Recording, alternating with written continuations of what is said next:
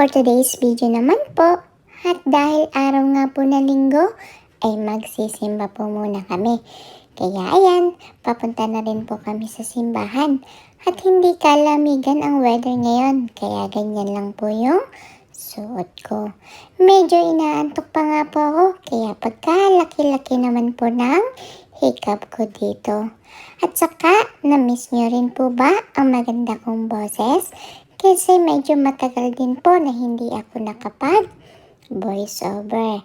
At nandito na nga po kami sa simbahan at naglalaro-laro pa kami ni Kuya kasi hindi pa po nag-uumpisa ang misa. Ayan nga po ang sweet-sweet namin ng Kuya ko at pinapakita ko po sa kanya itong maganda kong nail polish. Saka ito pong suot kong jacket.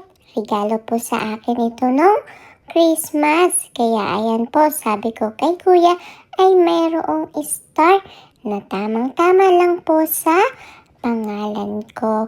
At saka meron din pong heart na nagsasabi na super love ko po kayo.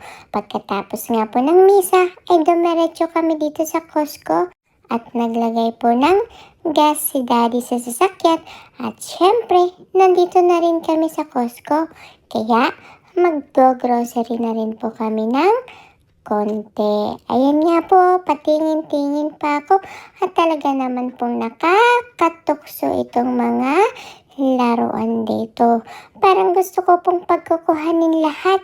Kaya lang, mag-dial na lang po muna ako dito kasi kailangan isang laruan lang yung pipiliin ko. Kaya talagang kailangan ko pong pag-isipan kung ano ang pipiliin ko.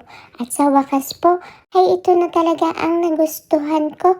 Kasi wala pa akong ganyan Play-Doh machine. Kaya yan po ang binili sa akin ng mami at daddy ko. Tuwang-tuwa nga po ako kasi parang nakaka-excite naman po maglaro nito. At yan nga po, pagkatapos naming mamili ng mga dapat naming bilihin na kailangan sa bahay, ay nakapila na po kami dito sa cashier at magbabayad. Punong-puno na rin ang cart namin at sigurado ako po ang ibabayad dito. At syempre, hindi mawawala itong pagbili namin ng hotdog at french fries dito.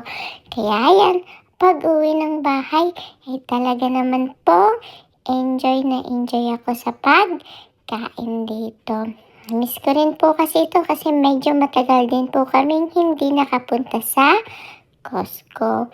Nagbisi po kasi kami kakakain ng mga tira-tira naming handa nung Pasko at Bagong Taon. Joke lang po.